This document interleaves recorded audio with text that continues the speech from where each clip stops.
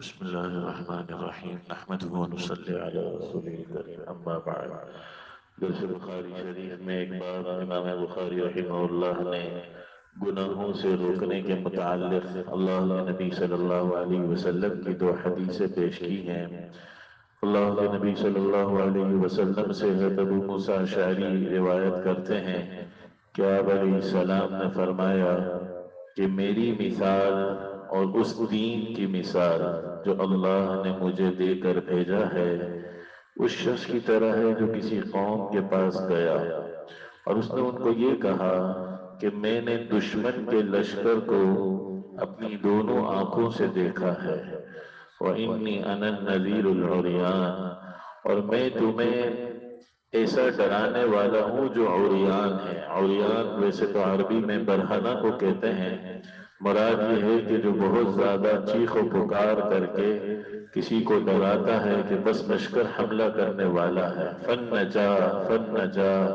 اپنے کو بچاؤ اپنے کو بچاؤ۔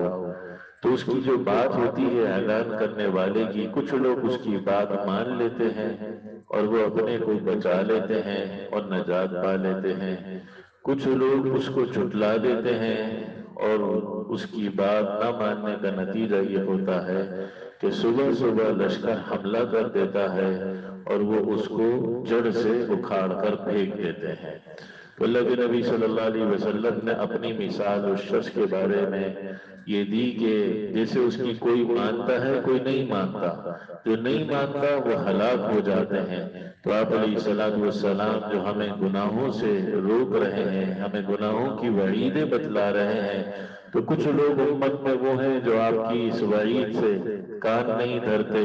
اور وہ پھر بھی گناہ کرتے چلے جاتے ہیں، تو گناہوں کی سزائیں پھر انہیں جڑ سے اکھاڑ کر پھینک دیتی ہیں۔ ایک اور مثال پیش کی ہے، حضرت ابو ہریرہ راوی ہیں، فرماتے ہیں کہ رسول اللہ صلی اللہ علیہ وسلم کو میں نے یہ فرماتے ہوئے سنا کہ میری مثال اور لوگوں کی مثال ایسی ہے جیسے ایک شخص نے آگ جلائی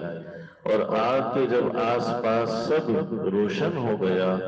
تو مختلف پروانے اور مختلف جانور اس آگ میں گرنے لگے اور وہ شخص ان کو روک رہا ہے آگ میں گرنے سے۔ اب ظاہر ہے ایک آدمی کتنے پروانوں کو آگ میں گرنے سے روک سکے گا، لیکن وہ پروانے اس پر غالب آ جاتے ہیں اور سب آگ میں داخل ہو جاتے ہیں۔ فرمایا میں بھی تمہیں پیچھے سے پکڑ کر جہنم کی آگ سے روک رہا ہوں اور تم اس میں زبردستی داخل ہو رہے ہو۔ اللہ بھائی ہم سب کو گناہوں سے بچنے کی توفیق نصیب فرمائے۔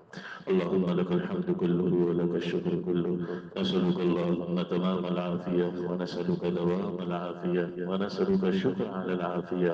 اللہم انا نسألک العفو والعافیہ والمعافاة الدائمة في الدين والدنيا والآخرة والفوز بالجنة والنجاة من النار، وصلى الله وسلم على خير خلقه محمد وعلى آله وصحبه أجمعين برحمتك يا رب۔